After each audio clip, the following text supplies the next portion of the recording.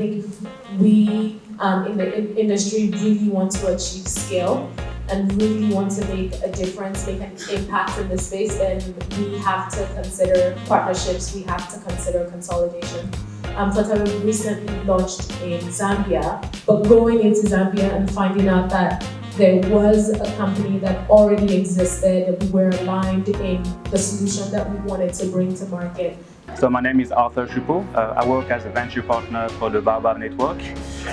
The Baobab Network has two main activities. One is an accelerator, where we basically back early stage tech startup in the continent with capacity building and equity funding.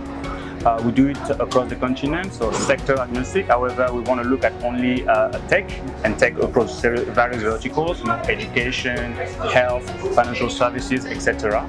We only support local teams. That's very important for us.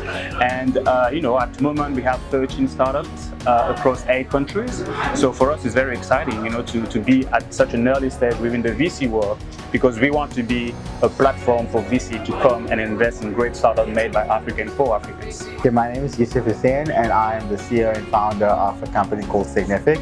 We're a logistics management platform that's based in South Africa, Johannesburg, and we connect businesses with drivers and clients for better delivery experiences without the complexity. We're not a marketplace, we provide software so businesses can better run their logistics operations. My name is Toby. I'm a product manager at Andela. Andela is a global technology company that solves the technical talent shortage in the world. What we do is that we provide learning opportunities for software engineers, and we extend technology companies with high-performing software engineers. My role at Andela is to build internal products that help Andela scale fast. My name is Cedric Philip. I'm the founder and CEO of a company called Alilia. We are a leader Pan-African recruitment company with a local presence in 10 countries in Africa and operating in more than 30 countries. The company has been set up in 2005, so I've been operating nearly 15 years in Africa. My name is Ani Akpe, and I am the founder of IBOM LLC. But lately our focus has been on our other subsidiary, which is African Women in Technology Event Series. My name is Paul Kolo. I'm marketing for Grandview Technology in Nigeria. I'm Kamra Zwingina, founder, CEO of Grandview Technologies. My name is Emilia Rosette Landu. I'm a software engineer. I work for Trumbo Maps. And my role as an engineer, every day we integrate applications, develop them, make changes. It just depends on the day, really. My name is Amashalewa Adeyemi, but everybody calls me O. I work on partnerships and expansion at Flutterwave. That means I'm responsible for activating the company in new countries. Our mission at Flutterwave is to build a unified payments platform for the African continent. My name is Laura Lakija. I'm with GuardWatch. GuardWatch is a security app coming out of Nigeria. Essentially, the idea is to solve security issues, starting with Nigeria and in the rest of Africa. I'm a strategic advisor and promoter for GuardWatch.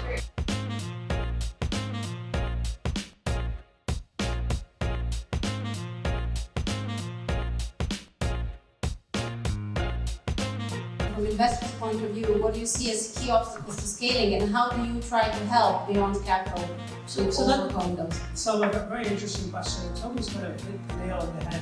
One thing that we look out for is established or relatively advanced in the model or the business case that the guys have developed before we invest. Because that early adopter's view is very hard for us to take from a risk perspective. So we'll wait for the underlying to have done that and demonstrate the ability before we invest. But and that was something that I wanted to pick up on, which resonates with me quite effectively. But just to answer your question, where we add value a lot more than just the capital is something that O was talking about from a regulatory perspective.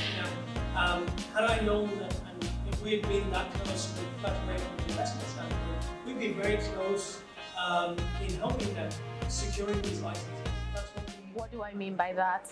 Today, when businesses try to operate in one or multiple African countries, they often need to complete multiple complex payment integrations and also like maintain robust payment operations teams, because Africa has a really fragmented payments ecosystem. So you go to Nigeria and you find that most payments are made through cards, but you go to Kenya and you find majority payments go through M-Pesa. You go to Tanzania and you find they have 6 different mobile wallets.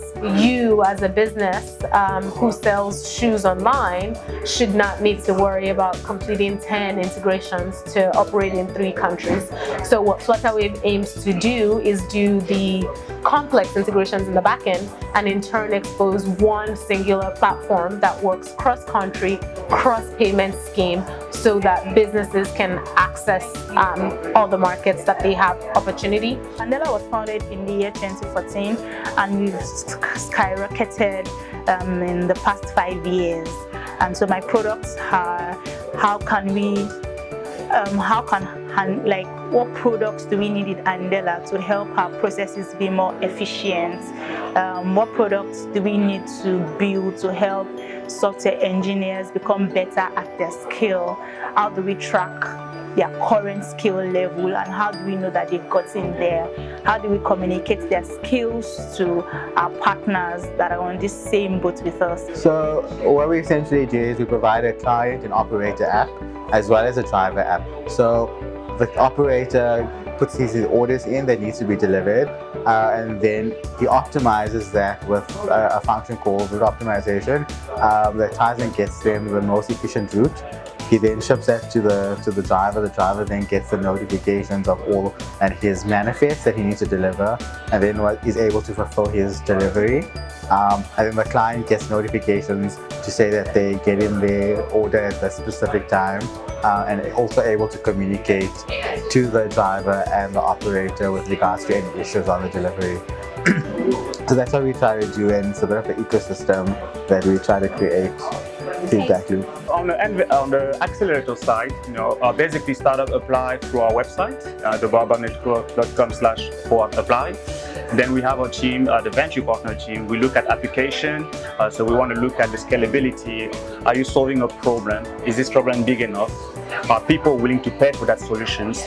If all these are yes, it's a country where we're excited about, it's an industry we're excited about, then we start our due diligence process. It would be one call, and then there's a second call if things goes well with a demo, then a third call, and then after that third call, our model is we actually go in the country, spend a week for 2 things. One is to learn about these people, know them, so the human connection. And the second thing is to work on the pain point we've seen during the due diligence.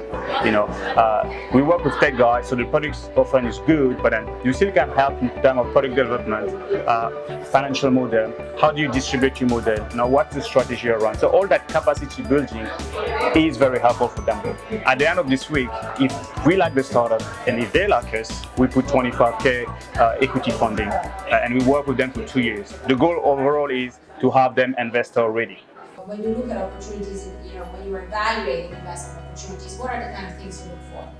So Obic is a different kind of investor in the fact that we're not a return-first investor. So we put just as much emphasis on the development impact of the deals that we look at. So when we're interested in this space, we're really kind of interested somewhere between the intersection of fintech and financial inclusion. So how can we support companies that will bring increased affordability, bring increased access to those that are currently being underserved in the market. We're not looking to hit a home run. We're a kind of longer term patient lender that the value that we bring is more being able to be flexible, I guess, over time. We work in 100 different countries, and pretty often something unexpected goes wrong in one of our deals, and I think we're able to be more reactive and more flexible. Understand what AI is about. And once you build the product and AI, they understand what skill do they need to build or what skill do they need to get. The other thing is budget constraints. So some people think, oh, it's too expensive to build a company to be very robust, infrastructure. And you know, the list goes on and on and on like that. But just to highlight the three major things, first thing is the market ready. Second thing that has been on the rise is cybercrime. And then the third thing is resources that they skilled enough to use that technology. Yeah, absolutely. I think the advantage that people in the room or investee opportunity on the continent have is this diversity that investors are bringing in. So, as Richard mentioned, he's very, very focused on long-term patient capital. I can do that, but my target is a higher yield and growth of the underlying business. If I'm able to grow the business and generate a high yield, that's a home run, as Richard mentioned. So yield plays a very important role for me, but also the opportunity at the underlying level. We've realized that if you go in with a ticket of 10, 5 or even 15 million in Africa, there's a very limited number of deals that you can do. But if you're kind of very flexible in the way how you operate and still get to that size that you need to, it's a very fortuitous